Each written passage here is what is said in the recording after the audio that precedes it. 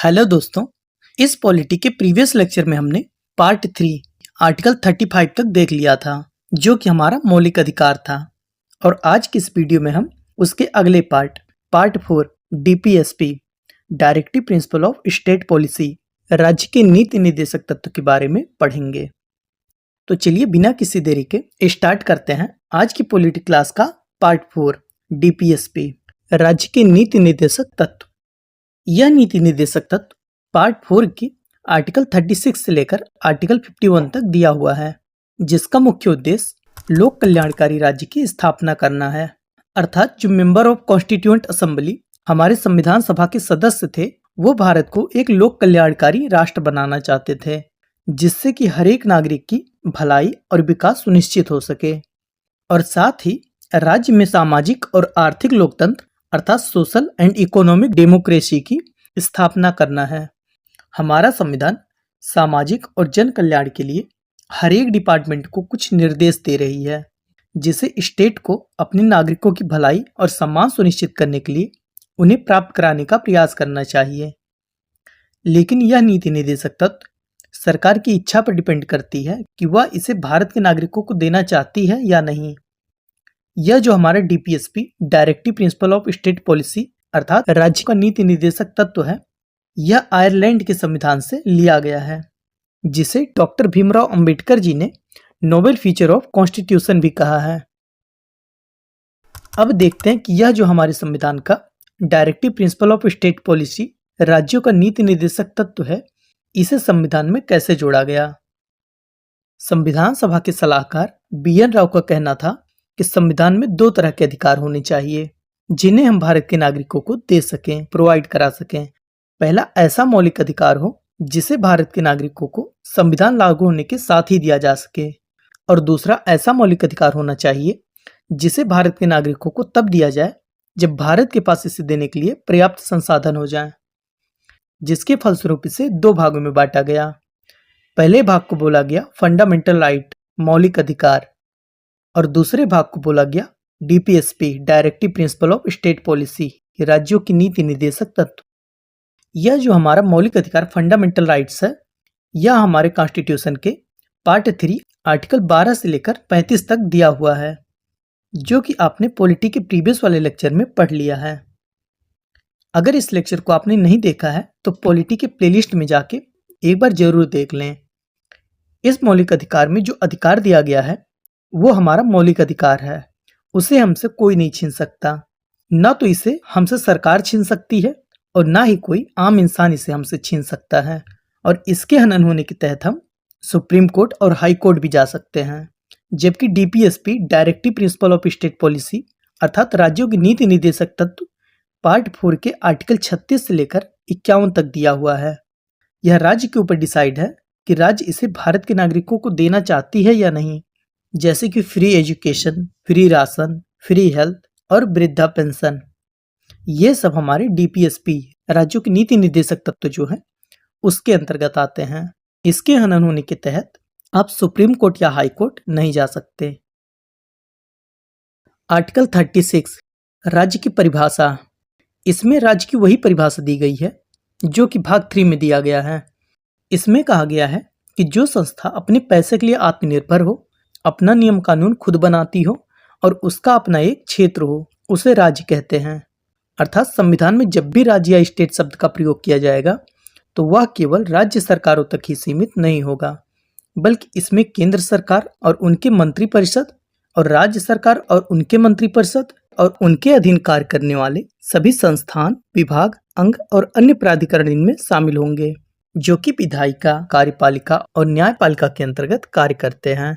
इस डीपीएसपी में सबसे पहले राज्य की परिभाषा दे दी गई है कि राज्य क्या है, किसे राज्य कहा जाएगा, क्योंकि इसके आगे के सभी आर्टिकल्स में हमें पढ़ने हैं कि राज्य को क्या करना है। तो इसके लिए सबसे पहले आपको जानना भी तो जरूरी है कि राज्य है क्या, इसलिए सबसे पहले राज्य को परिभाषित कर दिया गया है। नेक्स्ट आर्टिकल आता है आर्टिकल 37 न्यायालय में परिवर्तनीय और वाद योग्य नहीं। इसका सीधा सा सिंपल सा मतलब है कि अगर डीपीएसपी के अकॉर्डिंग राज्य सरकारें काम नहीं कर रही हैं तो इसके लिए आप सुप्रीम कोर्ट या हाई कोर्ट नहीं जा सकते। जैसे हमारे मूल अधिकारों के हनन होने के तहत हम सुप्रीम कोर्ट और हाई कोर्ट जा सकते हैं। तो डीपीएसपी के तहत अगर सरकारें काम नहीं कर रही हैं, वो ऐसी नीतियां नहीं बना रही हैं, तो कल को कोई भी न्यायालय पहुंच जाएगा। तो इस आर्टिकल 37 में कहा गया है कि डीपीएसपी के हनन होने के तहत कोई भी न्यायालय नहीं जा सकता। न्यायालय में ये परिवर्तनीय नहीं होंगे। अर्थात डीपीएसपी के इस भाग में निहित जितने भी आर्टिकल्स दिए गए हैं, उनके लिए हम न्यायालय नहीं जा सकते। और हमारी कार्यपालिका और विधायिका का ये कर्तव्य होगा कि वो इन तत्वों के हिसाब से ही नियम कानून बनाएं और उन्हें लागू कराएं। इसे न्यायालय द्वारा लागू नहीं कराया जा सकता। यह नीति निर्देशक तत्व सरकार को ये निर्देश देते हैं कि वो एक न्यायपूर्ण समाज की स्थापना के लिए कार्य करें, लेकिन इनका पालन न करने के लिए न्यायालय में कोई मुकदमा नहीं चलाया जा सकता। इसके ऊपर केटी शाह जी का एक कथन है जो कि मोस्ट इम्पोर्टेंट है कि राज्य की नीति निर्देशक तत्व एक ऐसा चेक है जो बैंक की सुविधा अनुसार अदा की जाएगी। इसके बाद अगला आर्टिकल आता है आर्टिकल 38, लोक कल्याण की अभिवृत्ति। इसमें सामाजिक, आर्थिक और राजनीतिक न्याय अर्थात social, political and economic justice की बात की गई है। अर्थात social justice, political justice and economic justice, इन तीनों की बात की गई है। इसमें कहा गया है कि राज्य ऐसी सामाजिक व्यवस्था बनाएगा जिससे कि नागरिकों को सामाजिक, आर्थिक और राजनीतिक न्याय मिले। सामाजिक न्याय अर्थात राज्य किसी भी व्यक्ति से उसके धर्म, जाति और लिंग के आधार पर कोई भेदभाव नहीं करेगा। आर्थिक न्याय अर्थात राज्य चाहे तो कोई ऐसी पॉलिसी बना सकता है जिससे अमीर और गरीब का भेदभाव खत्म हो सके। और राजनीतिक न्याय अर्थात राज्य भारत के किसी भी नागरिक से राजनीतिक तौर पर कोई भेदभाव नहीं करेगा। अर्थात अगर कोई व्यक्ति भारत का नागरिक है तो ग्राम प्रधान से लेकर प्राइम मिनिस्टर बनने तक की शक्ति रखता है। अर्थात इसका उद्देश्य समाज में सामाजिक और आर्थिक न्याय को बढ़ावा देना है।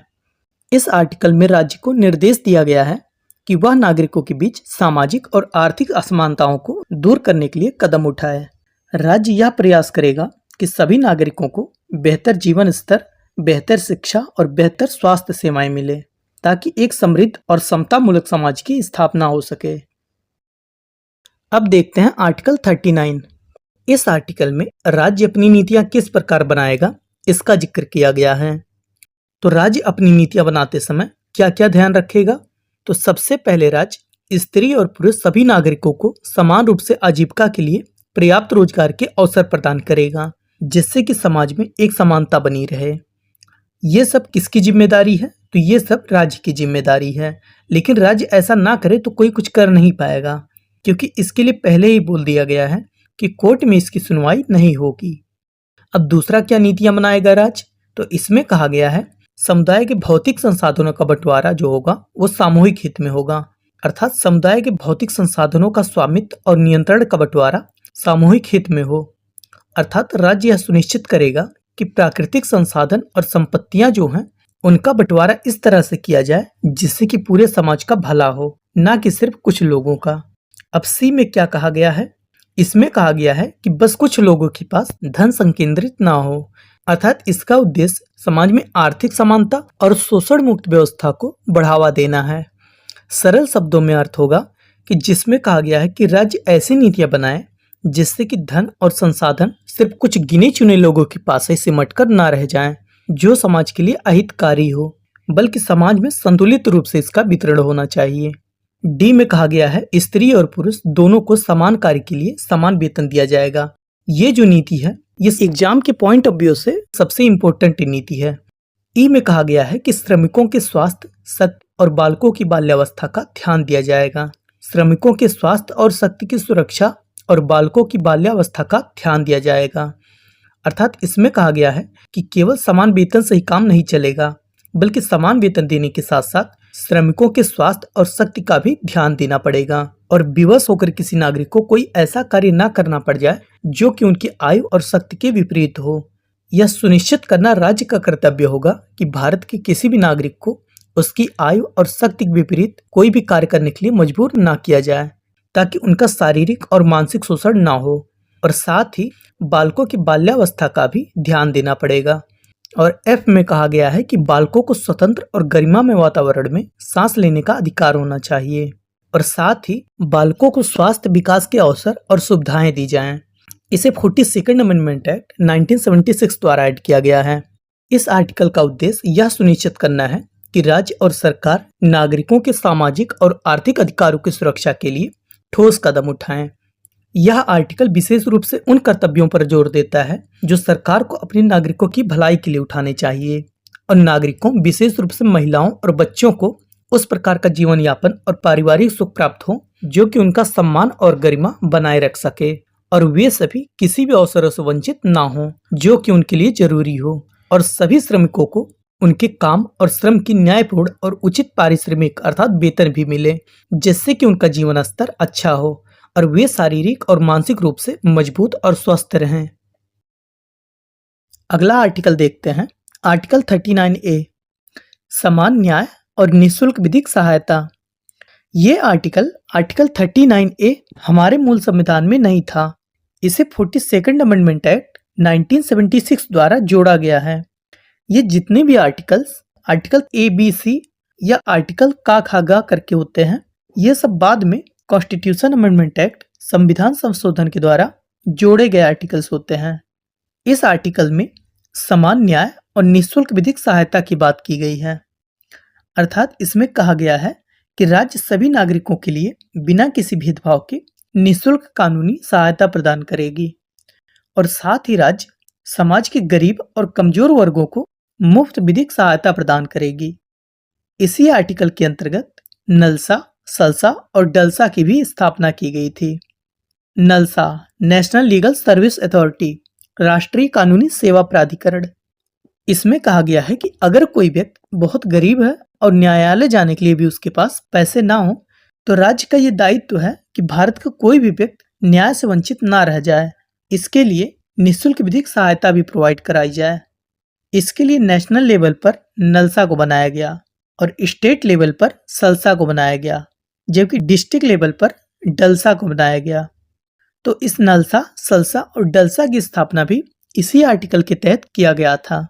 इसमें राज्य को कहा गया कि आप ऐसे काम करो, ऐसी नीतियां बनाओ, ऐसे प्राधिकरण बनाओ ताकि सभी को निःशुल्क विधिक सहायता प्राप्त हो सके और सामान्य न्याय तक सबकी पहुंच हो सके। अब नेक्स्ट आर्टिकल आता है आर्टिकल 40, ग्राम पंचायतों का गठन। इस ग्राम पंचायत को पहले DPSP, directive principle of state policy, राज्य के नीति निर्देशक तत्व में शामिल किया गया था, जिसमें ये राज्य के ऊपर डिसाइड था कि पंचायतों का गठन करना है या नहीं। लेकिन बाद में 73वें और 74वें संविधान संशोधन के द्वारा ग्रामीण क्षेत्रों में पंचायती राज और शहरी क्षेत्रों में नगर पालिका का गठन किया गया। लेकिन बाद में संविधान संशोधन करके इसे कानून बना दिया गया और इसे आर्टिकल 243A के तहत जोड़ दिया गया, जिसमें अब राज्यों को ग्राम पंचायतों का गठन करना अनिवार्य कर दिया गया है। नेक्स्ट आर्टिकल आता है आर्टिकल 41, कुछ दशाओं में काम, शिक्षा और सरकारी सहायता पाने का अधिकार। इसमें कुछ दशाओं में काम, शिक्षा और सरकारी सहायता पाने का अधिकार की चर्चा की गई है। सरकारी सहायता जैसे कि वृद्धा पेंशन, विधवा पेंशन, विकलांगता पेंशन, बेरोजगारी भत्ता, इन सभी पर सरकारी सहायता पाने का अधिकार रहेगा। ये सभी राज्य की इच्छा पर निर्भर है। यदि राज्य ये सहायता प्रदान नहीं करता तो आप इसके लिए किसी न्यायालय नहीं जा सकते। राज्य तो चाहता ही है कि वह भारत के नागरिकों के लिए बेहतर से बेहतर कार्य करे, लेकिन उसकी भी कुछ मजबूरियां और कुछ सीमाएं हैं, जैसे कि संसाधनों की कमी, बढ़ती जनसंख्या। ऐसे में राज्य समय समय पर यथास्थित जैसे जैसे उसके पास संसाधन और आवश्यकताएं, रिक्वायरमेंट्स होती रहेंगी, वैसे वैसे वो अपनी नीतियां बनाता रहेगा। नेक्स्ट आर्टिकल आता है आर्टिकल 42, न्याय संगत, मानवोचित दशाएं और प्रसूति सहायता उपलब्ध कराना। इसमें कहा गया है कि राज्य ऐसी नीतियां बनाएगा जो कि सभी श्रमिकों के लिए न्याय संगत हो और उनके मानवोचित दशाओं को ध्यान में रखकर बनाई गई हो। इसका मतलब है कि काम करने की अवधि, वेतन, सुरक्षा और उनके कार्यस्थल के नियम श्रमिकों के लिए उपयुक्त और निष्पक्ष होने चाहिए। जैसे कि जो गर्भवती महिलाएं हैं उनके द्वारा कठोर शारीरिक श्रम ना करवाया जाए और उन्हें इस काम के लिए पूरा वेतन भी दिया जाए। ऐसा ना हो कि मतलब ये प्रेग्नेंट लेडीज जो हैं कठोर काम नहीं कर पा रही हैं तो उनका जो वेतन है वो काट लिया जाए, ऐसा नहीं होना चाहिए। और इसके अलावा यह प्रसूति सहायता मैटरनिटी लीव के लिए भी प्रावधान करता है। अर्थात जब महिलाओं के डिलीवरी का टाइम नजदीक आता है तो उन्हें 2-3 मंथ की प्रसूति सहायता मैटरनिटी लीव प्रोवाइड की जाती है, जो कि पेड लीव होती है। अर्थात इस लीव के लिए उन्हें पूरा वेतन दिया जाता है। यह सुनिश्चित करना राज्य का कर्तव्य है कि जो गर्भवती महिलाएं प्रेग्नेंट लेडी हैं उन्हें प्रेगनेंसी के दौरान काम से ना निकाला जाए और उन्हें प्रसव पीड़ा के दौरान और बाद में पर्याप्त छुट्टी और वेतन भी दिया जाए। अगला आर्टिकल आता है आर्टिकल 43, निर्वाह योग्य मजदूरी और कुटीर उद्योग को बढ़ावा। इसमें कहा गया है कि सरकार ऐसी नीतियां बनाए कि जो मजदूर हैं उन्हें अपने जीवन निर्वाह करने योग्य मजदूरी वेतन दिया जाए। अर्थात उसे इतना वेतन दिया जाए कि वो अपने और अपने परिवार को चला सके, उनका भरण पोषण कर सके, और साथ ही राज्य इनके अवकाश और सामाजिक और सांस्कृतिक अवसर प्राप्त कराने का भी प्रयास करे। इसी वजह से आप लोग देखते होंगे कि होली, दिवाली, ईद, क्रिसमस, इन सभी शुभ अवसरों पर छुट्टियां दी जाती हैं। अर्थात सभी को अपनी सांस्कृतिक और सामाजिक जीवन भी जीना है, और ऐसे में ऐसा तो हो नहीं सकता कि वो छुट्टियां ले रहे हों और उनका वेतन कट जाए। फिर तो उनके लिए छुट्टियां लेना और फेस्टिवल सेलिब्रेट करना ये सब मुश्किल हो जाएगा। इसलिए इस आर्टिकल में कहा गया है कि राज्य नागरिकों के सामाजिक और सांस्कृतिक अवसर को प्राप्त कराने का भी पूरा प्रयास करेगा, और साथ ही राज्य गांव में कुटीर उद्योगों अर्थात हाथ से बने उत्पादनों को सहकारी आधार पर बढ़ावा देने का प्रयास करेगी, जिससे कि उन्हें अपने घर गांव को छोड़कर दूसरी जगह माइग्रेट ना होना पड़े। निर्वाह योग्य मजदूरी और कुटीर उद्योग को बढ़ावा देने का मतलब है कि सभी श्रमिकों को उनकी बुनियादी जरूरतों को पूरा करने के लिए पर्याप्त वेतन मिले, और साथ ही ग्रामीण क्षेत्रों में छोटे पैमाने के उद्योगों को बढ़ावा दिया जाए। निर्वाह योग्य मजदूरी वह वेतन है जो कि एक कर्मचारी को उसके परिवार को भोजन, आश्रय, स्वास्थ्य देखभाल, शिक्षा और परिवहन जैसी बुनियादी जरूरतों को पूरा करने के लिए पर्याप्त है। कुटीर उद्योग छोटे पैमाने के व्यवसाय हैं जो कि आमतौर पर ग्रामीण क्षेत्रों में चलाए जाते हैं, और इनमें कम पूंजी और श्रम की आवश्यकता होती है, जिनमें हस्तशिल्प, सिलाई कढ़ाई और घरेलू उद्योग ये सब कुटीर उद्योग में आते हैं। अब नेक्स्ट आर्टिकल आता है आर्टिकल 43A, उद्योग प्रबंधन में कामगारों की भागीदारी। इसमें कहा गया है कि जो काम में लगे हुए लोग हैं, चाहे वो किसी भी प्रबंधन, किसी भी उपक्रम या किसी भी कंपनी में हो, उन सभी के लिए भी राज्य कदम उठाएगा। अर्थात उद्योगों के प्रबंधन में जो मजदूर या लेबर हैं वो भी उनमें हिस्सा ले सकें, राज्य ऐसा नियम कानून बनाएगा। नेक्स्ट आर्टिकल आता है आर्टिकल 43B, सहकारी समितियों को बढ़ावा देना। इसे 97th अमेंडमेंट एक्ट 2011 द्वारा जोड़ा गया था। इसमें कहा गया है कि राज्य सरकार का भी यह दायित्व होना चाहिए कि वो सहकारी समितियों को भी बढ़ावा दें। अर्थात सरकार को किसी गांव या उसके आसपास किसी काम को करवाने के लिए उन्हीं गांव के 10-20 लोगों का ग्रुप बनवाकर उन्हीं को ये काम सौंप देना चाहिए, और इसका निर्णय सरकार खुद ले, जिससे कि उन ग्रामीण लोगों को रोजगार भी मुहैया हो जाएगा और काम भी हो जाएगा, और इसका जो निर्णय है वो सरकार खुद ले। अब अगला आर्टिकल आता है आर्टिकल 44, समान सिविल संहिता, यूनिफॉर्म सिविल कोड। यह अनुच्छेद राज्य को यह निर्देश देता है कि वह देश में एक समान सिविल संहिता को लागू करने का प्रयास करे। यह यूनिफॉर्म सिविल कोड, समान सिविल संहिता एग्जाम के पॉइंट ऑफ व्यू से मोस्ट इंपोर्टेंट आर्टिकल है, जो कि हमारे कॉन्स्टिट्यूशन के DPSP directive principle of state policy राज्य के नीति निर्देशक तत्व में शामिल किया गया है, जिसमें कि संपूर्ण देश में नागरिकों के लिए समान सिविल संहिता यूनिफॉर्म सिविल कोड को लागू करने का प्रावधान किया गया है, जो कि अभी पूरे भारत में लागू नहीं है और ना ही अभी तक इस पर कोई नियम कानून बना है। इसका मुख्य उद्देश्य संपूर्ण देश में एक समान सिविल संहिता अर्थात सभी धर्मों के लिए एक समान नियम कानून लागू करना है। जब देश एक है तो हमारे देश में रहने वाले नागरिकों के लिए कानून व्यवस्था भी एक समान होनी चाहिए, जो कि सही भी है, अर्थात एक देश एक कानून हो। इस आर्टिकल के तहत ये कहा गया है कि भारत के सभी नागरिकों के लिए, चाहे उनका धर्म, जाति, संप्रदाय या पंथ कुछ भी हो, उन सभी के लिए एक समान नागरिकता कानून होना चाहिए, जो विवाह, तलाक और संपत्ति के अधिकार जैसे निजी मामलों में लागू होना चाहिए। आज के समय में भारत में अलग अलग धर्मों के लिए अपने अलग अलग निजी कानून हैं, जैसे कि हिंदू, मुस्लिम, ईसाई आदि समुदायों के अपने अपने पर्सनल लॉ हैं। लेकिन आर्टिकल 44 का मकसद यह है कि इन सभी अलग अलग धर्मों के कानून की जगह एक ऐसा कानून बने जो कि सभी धर्मों के लिए, सबके लिए एक समान हो। इसका मुख्य उद्देश्य धार्मिक कानूनों के बजाय एक समान नागरिकता कानून लागू करना है, जिससे कि सभी नागरिकों के लिए एक ही कानूनी प्रणाली हो, जिसके तहत विवाह, तलाक और संपत्ति के अधिकार जैसे निजी मामलों में समान नियम कानून बनाए जा सकें। अर्थात एक देश एक कानून होना चाहिए। इस आर्टिकल को राज्यों की नीति निर्देशक तत्व directive principle of state policy में शामिल किया गया है, जिसका अर्थ है कि यह राज्य की इच्छाओं पर निर्भर है कि वो इसे लागू करेगा या नहीं। राज्य अगर चाहे तो इसे लागू कर सकता है, लेकिन राज्य पर इसे लागू करने के लिए कोई कानूनी बाध्यता या दबाव नहीं है। अभी तक भारत में सिर्फ 2 ही ऐसे राज्य हैं जहां पर यूनिफॉर्म सिविल कोड, समान सिविल संहिता पूरी तरह से लागू है, गोवा और उत्तराखंड।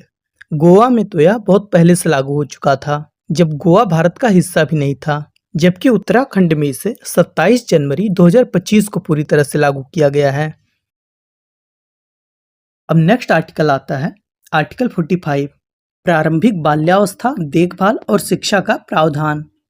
इसमें कहा गया है कि राज्य 6 वर्ष से कम आयु के सभी बच्चों के प्रारंभिक बाल्यावस्था, देखभाल और शिक्षा प्रदान करने का प्रयास करेगा, जिसके लिए राज्य आंगनवाड़ी जैसे संस्थान को हर एक गांव में डेवलप करने का प्रयास कर रही है, जिससे कि छोटे बच्चों को पोषण, देखभाल और पूर्व प्राथमिक शिक्षण मिल सके।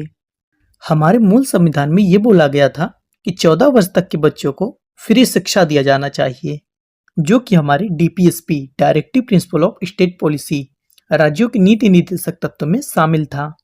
तो उस टाइम पर ये शिक्षा का अधिकार हमारा मौलिक अधिकार नहीं था, लेकिन 86th अमेंडमेंट एक्ट 2002 द्वारा इसे राज्य के नीति निर्देशक तत्व से उठाकर आर्टिकल 21A के तहत मौलिक अधिकार बना दिया गया, जिससे कि अब राज्य का यह कर्तव्य होगा कि वो अपने यहाँ 6 से लेकर 14 वर्ष तक के बच्चों को निःशुल्क शिक्षा प्रोवाइड कराए। अर्थात 6 वर्ष तक के जो बच्चे हैं उनके स्वास्थ्य का ध्यान दिया जाएगा, जो कि अभी भी इसी राज्य के नीति निर्देशक तत्व में शामिल हैं, और 6 से 14 वर्ष तक के बच्चों को निःशुल्क शिक्षा प्रोवाइड कराई जाएगी, जो कि अब उनका राइट टू एजुकेशन, शिक्षा का अधिकार है। अब नेक्स्ट आर्टिकल आता है आर्टिकल 46, SC ST OBC को विशेष आरक्षण, कमजोर वर्गों की शिक्षा और आर्थिक उन्नति। इस आर्टिकल में विशेष रूप से SC ST और कमजोर वर्गों के लोगों को शिक्षित करने और उनके आर्थिक स्थिति को बढ़ाने का प्रावधान किया गया है।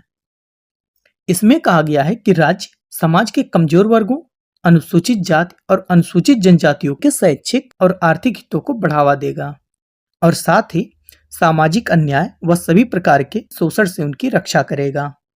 अर्थात राज्य का कर्तव्य होगा कि वो समाज के जो पिछड़े और कमजोर वर्ग वाले लोग हैं उनकी शिक्षा और आर्थिक हितों पर ध्यान देगा। ये राज्य का कर्तव्य होगा। अब आपको पता है कि खाली पेट शिक्षा और भजन तो होता नहीं है, इसलिए शिक्षा से पहले जरूरी है पेट का भरा होना, जिसके लिए अगला आर्टिकल बात करता है पोषाहार की। अगला आर्टिकल आता है आर्टिकल 47, पोषण, स्वास्थ्य और नशा मुक्ति की दिशा में राज्य का कर्तव्य। इसमें जीवन स्तर सुधार, पोषाहार को बढ़ावा, नशीली दवाओं और शराब पर प्रतिबंध लगाने की बात की गई है। इसमें कहा गया है कि राज्य का यह कर्तव्य होगा कि वह लोगों के पोषण और स्वास्थ्य का ध्यान दे और उनके जीवन स्तर में सुधार करे। इसी के तहत स्कूलों में पोषाहार, मिड डे मील बंटवाई जाती है, और इसके साथ ही नागरिकों के स्वास्थ्य का भी ध्यान रखना राज्य सरकार की जिम्मेदारी है, और इसके लिए राज्य मादक पेय पदार्थों जैसे कि शराब और नशीली दवाओं पर प्रतिबंध लगाने का प्रयास करेगा। अब पर्याप्त भोजन, दूध, दही, घी, इन सभी के लिए कृषि और जानवरों का उत्पादन भी जरूरी है, जिसके लिए अगला आर्टिकल बात करता है कृषि और पशुपालन की। नेक्स्ट आर्टिकल आता है आर्टिकल 48, कृषि और पशुपालन को बढ़ावा।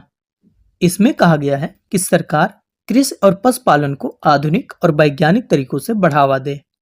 यह आर्टिकल राज्य को निर्देश देता है कि वह कृषि और पशुपालन को आधुनिक और वैज्ञानिक तरीकों से बढ़ावा दे, साथ ही गायों, बछड़ों और अन्य दुधारू पशुओं के नस्लों में सुधार और संरक्षण करे और उनकी हत्या पर रोक लगाए। गौरक्षा न सिर्फ धार्मिक और सांस्कृतिक दृष्टिकोण से जरूरी है, बल्कि यह ग्रामीण अर्थव्यवस्था और कृषि पर आधारित जीवन शैली के लिए भी जरूरी है। अर्थात इस आर्टिकल में पालतू पशुओं के संरक्षण की बात की गई है। तो इसका मतलब ये नहीं है कि जो जंगलों में घूमने वाले वन्य जीव हैं उन्हें नुकसान पहुंचाएं। उन्हें भी नुकसान पहुंचाने या हत्या पर रोक लगाई गई है, जिसके लिए संविधान में संशोधन करके अगला आर्टिकल जोड़ा गया, आर्टिकल 48A, जिसके बारे में हम अगला आर्टिकल पढ़ेंगे, जिसमें वन और वन्य जीवों के साथ साथ कृषि उत्पादन के लिए पर्यावरण का संरक्षण अर्थात मिट्टी, जल और वायु को प्रदूषित होने से बचाने की भी बात की गई है। अगला आर्टिकल देखते हैं, आर्टिकल 48A, पर्यावरण, वन व वन्यजीव संरक्षण। इसे 42nd अमेंडमेंट एक्ट 1976 द्वारा जोड़ा गया है। इसमें कहा गया है कि राज्य पर्यावरण की रक्षा और सुधार करने तथा वनों और वन्य जीवों की सुरक्षा करने का प्रयास करेगा। आर्टिकल 48A के तहत सरकार को ये जिम्मेदारी दी गई है कि वो पर्यावरण, वन व वन्य जीवों की रक्षा करे। और आर्टिकल 51A क्लॉज G के तहत प्रत्येक व्यक्ति का भी ये दायित्व है, ये कर्तव्य है कि वो पर्यावरण, वन व वन्य जीवों की रक्षा करें। अगला आर्टिकल आता है आर्टिकल 49, राष्ट्रीय महत्व के स्मारकों, स्थानों और वस्तुओं का संरक्षण। इसमें कहा गया है कि जो राष्ट्रीय महत्व के स्मारक, स्थान या वस्तुएं हैं जिनकी देखभाल संसद द्वारा घोषित की गई है, जैसे कि लाल किला, इंडिया गेट, ताजमहल, कुतुब मीनार, नालंदा विश्वविद्यालय के खंडहर, अशोक स्तंभ, ये सब हैं। इन सब स्मारकों, स्थानों और वस्तुओं का संरक्षण करना राज्य की जिम्मेदारी होगी। नेक्स्ट आर्टिकल आता है आर्टिकल 50, कार्यपालिका से न्यायपालिका को अलग करना। इस आर्टिकल में कार्यपालिका से न्यायपालिका को अलग रखने की बात की गई है। अर्थात अगर कार्यपालिका कोई ऐसा नियम कानून बना दे जो कि हमारे मौलिक अधिकार, फंडामेंटल राइट्स के लिए अनुचित हो, तो उसे रोकने के लिए न्यायपालिका का सहारा लिया जा सके, जिसके लिए कार्यपालिका से न्यायपालिका को अलग रखने की बात की गई है, जिससे कि कानून लागू करने वाला और न्याय करने वाले दोनों अलग रहें। अब इस टीपीएसपी का लास्ट आर्टिकल देखते हैं, आर्टिकल 51, अंतरराष्ट्रीय शांति और सुरक्षा। यह आर्टिकल हमारे भारतीय संविधान का एक महत्वपूर्ण निर्देशक सिद्धांत है, जो कि भारत के विदेश नीति के मूल सिद्धांतों को दर्शाता है। यह भारत को अंतरराष्ट्रीय शांति, सुरक्षा और न्याय को बढ़ावा देने के लिए प्रेरित करता है। यह आर्टिकल राष्ट्रों के बीच शांति स्थापित रखने, अंतरराष्ट्रीय कानूनों का सम्मान करने और विवादों के शांतिपूर्ण समाधान ढूंढने और उन्हें सुलझाने की बात करता है। इसका उद्देश्य भारत को वैश्विक स्तर पर एक जिम्मेदार और सहयोगी राष्ट्र के रूप में स्थापित करना है। तो इसी के तहत ये डीपीएसपी, जो कि राज्यों का नीति निर्देशक तत्व है, ये खत्म होता है। तो इनका एक बार शॉर्ट में रिव्यू कर लेते हैं। आर्टिकल 36 में क्या दिया हुआ है? तो आर्टिकल 36 में राज्य की परिभाषा दी गई है। इसमें राज्य की वही परिभाषा दी गई है जो कि फंडामेंटल राइट्स, मूल या मौलिक अधिकार के आर्टिकल 12 में दी गई है। आर्टिकल 37 में क्या दिया हुआ है? न्यायालय से इसके बचाव की चर्चा की गई है। अर्थात इस डीपीएसपी में निहित किसी भी आर्टिकल्स के लिए हम न्यायालय नहीं जा सकते। अब आर्टिकल 38, 39 और 39A को एक साथ देखते हैं। आर्टिकल 38 में लोक कल्याण की चर्चा की गई है, जिसमें 3 तरह की न्याय की चर्चा की गई है: सामाजिक न्याय, आर्थिक न्याय और राजनैतिक न्याय। आर्टिकल 39 में क्या कहा गया है? राज्य अपनी नीतियां किस प्रकार बनाएगा, इसकी चर्चा की गई है। इसमें समान काम के लिए स्त्री और पुरुष को समान वेतन देने की बात की गई है, जो कि एग्जाम के पॉइंट ऑफ व्यू से सबसे इम्पोर्टेंट नीति है। और आर्टिकल 39A में निःशुल्क विधिक सहायता की बात की गई है कि अगर हमारे पास पैसे ना हो तो हम निःशुल्क कानूनी सहायता ले सकते हैं। अब आर्टिकल 40 में ग्राम पंचायतों के गठन की चर्चा की गई है। अब आर्टिकल 41, 42 और 43 को एक साथ देखते हैं। आर्टिकल 41 में कुछ दशाओं में सरकारी सहायता पाने के अधिकार की चर्चा की गई है और आर्टिकल 42 में न्याय संगत व मानवोचित दशाओं की चर्चा की गई है। इसमें श्रमिकों के लिए न्याय संगत कार्य और उनके मानवोचित दशाओं पर ध्यान देने की बात की गई है।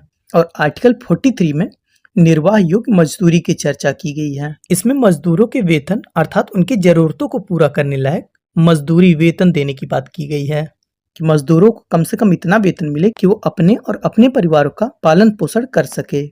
अब देखते हैं आर्टिकल 43A और 43B को। आर्टिकल 43A में श्रमिकों अर्थात कामगारों की भागीदारी की चर्चा की गई है। इसमें काम करने वाले श्रमिकों को उद्योगों में भागीदारी देने की बात की गई है। और आर्टिकल 43B में सहकारी समितियों की चर्चा की गई है। आर्टिकल 44 में समान सिविल संहिता यूनिफॉर्म सिविल कोड की चर्चा की गई है। इसमें पूरे देश में सभी धर्मों के लिए एक समान नियम कानून लागू करने की बात की गई है। और आर्टिकल 45, 46 और 47 इन तीनों को एक साथ देखते हैं। आर्टिकल 45 में प्रारंभिक शिक्षा प्राइमरी एजुकेशन की बात की गई है। इसमें 6 वर्ष से कम आयु के सभी बच्चों के लिए स्वास्थ्य देखभाल और शिक्षा प्रदान करने की बात की गई है। आर्टिकल 46 में क्या कहा गया है? इसमें SC, ST और अन्य पिछड़े वर्गों के हितों की चर्चा की गई है, अर्थात उनके लिए विशेष आरक्षण की बात की गई है। आर्टिकल 47 में क्या कहा गया है? इसमें पोषाहार व नशा मुक्ति की बात की गई है। इसमें नागरिकों को उचित पोषण, अच्छे स्वास्थ्य और नशा मुक्ति जीवन देने की बात की गई है। अब आर्टिकल 48, आर्टिकल 48A और आर्टिकल 49 इन तीनों को एक साथ देखते हैं। आर्टिकल 48 में क्या कहा गया है? इसमें कृषि और पशुपालन को बढ़ावा देने की बात की गई है। आर्टिकल 48A में क्या कहा गया है? इसमें पर्यावरण, वन व वन्य जीवों के संरक्षण की बात की गई है। आर्टिकल 49 में क्या कहा गया है? इसमें राष्ट्रीय महत्व के स्मारक स्थल और वस्तुओं के संरक्षण की बात की गई है। आर्टिकल 50 में क्या कहा गया है? इसमें कार्यपालिका से न्यायपालिका को अलग रखने की बात की गई है। आर्टिकल 51 में क्या कहा गया है? इसमें अंतर्राष्ट्रीय शांति और सुरक्षा को बढ़ावा देने की बात की गई है। अब हम देखते हैं डीपीएसपी के वर्गीकरण को। डीपीएसपी का जो वर्गीकरण है वो संविधान में नहीं किया गया है। संविधान में इन्हें एक साथ ही रखा गया है, लेकिन इन आर्टिकल्स के कंटेंट्स और इनके प्रिंसिपल्स को देखते हुए इन आर्टिकल्स को 3 कैटेगरी में बांटा गया है। सोशलिस्ट प्रिंसिपल्स, समाजवादी तत्व, गांधीयन प्रिंसिपल्स, गांधीवादी तत्व एंड लिबरल प्रिंसिपल, उदारवादी तत्व। अब सबसे पहले इन समाजवादी तत्व, सोशलिस्ट प्रिंसिपल्स को देखते हैं। ये जितने भी आर्टिकल्स वेलफेयर स्टेट, कल्याणकारी राज्य इस्टेब्लिशमेंट करने की बात करते हैं, ये सब सोशलिस्ट प्रिंसिपल, समाजवादी सिद्धांत के अंतर्गत आते हैं। जैसे कि article 38, 39, 39A, article 41, 42, 43, 43A and article 47, ये सारे आर्टिकल सोशलिस्ट प्रिंसिपल, समाजवादी सिद्धांत के अंतर्गत आते हैं। अब बात करें गांधीयन प्रिंसिपल, गांधीवादी तत्व की, तो इनमें उन सारे आर्टिकल्स को रखा गया है जो नेशनल मूवमेंट्स, राष्ट्रीय आंदोलन करते वक्त गांधी जी का विजन था। जैसे कि article 40, 43, 43B, article 46, 47 and article 48, ये सारे के सारे आर्टिकल्स हमारे गांधीयन प्रिंसिपल, गांधीवादी तत्व के अंतर्गत आते हैं। और तीसरा लिबरल प्रिंसिपल, उदारवादी तत्व। लिबरल प्रिंसिपल, उदारवादी तत्व के ये जो आर्टिकल्स हैं वो उदारवाद, लिबरलिज्म के मूल सिद्धांतों को दर्शाते हैं, जिनमें व्यक्ति की स्वतंत्रता, न्याय और समान अवसर को प्रमुखता दी जाती है। जैसे कि article 44, 45, 48, 48A, article 49, 50 and article 51, ये सारे आर्टिकल्स हमारे लिबरल प्रिंसिपल, उदारवादी तत्व के अंतर्गत आते हैं। ये भी कभी कभी एग्जाम्स में पूछ लिया जाता है कि सोशलिस्टिक प्रिंसिपल, समाजवादी तत्व, गांधीवादी तत्व और उदारवादी तत्व कौन कौन से आर्टिकल्स में दिखाई देते हैं। अब कई बार दोस्तों क्या हुआ कि नागरिकों के जो मौलिक अधिकार थे और राज्य के नीति निर्देशक तत्व जो हैं वो आपस में टकराने लगे। तो केशवानंद भारती बनाम केरल राज्य के मामले 1973 में सुप्रीम कोर्ट ने यह कहा कि नागरिकों का जो मौलिक अधिकार है वो राज्य के नीति निर्देशक तत्व से उच्च है, क्योंकि नागरिकों के मौलिक अधिकार जो हैं वो संविधान का मूल ढांचा, बेसिक स्ट्रक्चर है। ऐसे में सरकार को नागरिकों के मौलिक अधिकारों का हनन नहीं करना चाहिए। और फिर 42nd अमेंडमेंट एक्ट 1976, जिसे हम लोग मिनी कॉन्स्टिट्यूशन के नाम से भी जानते हैं, इसमें सरकार ने ये एक्शन लिया कि नहीं, नीति निर्देशक तत्व जो हैं वो मौलिक अधिकारों से श्रेष्ठ हैं, उच्च हैं, और नीति निर्देशक तत्व की पूर्ति के लिए कुछ मौलिक अधिकारों को दबाया भी जा सकता है।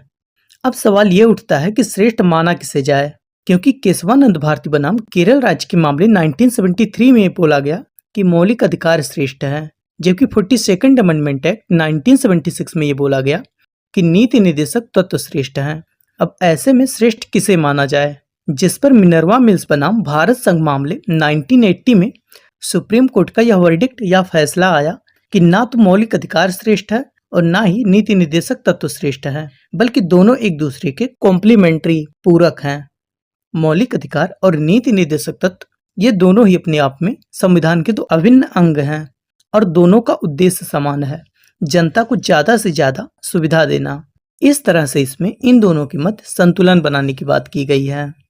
उम्मीद करते हैं कि ये पूरा डीपीएसपी आपको अच्छे से समझ आया होगा और आपके सारे क्वेश्चंस और डाउट इससे जरूर सॉल्व होंगे। अगर आपको ये वीडियो अच्छा लगा हो तो कमेंट में जरूर बताएं। दोस्तों को शेयर करें, लाइक करें और सब्सक्राइब करें। जय हिंद दोस्तों।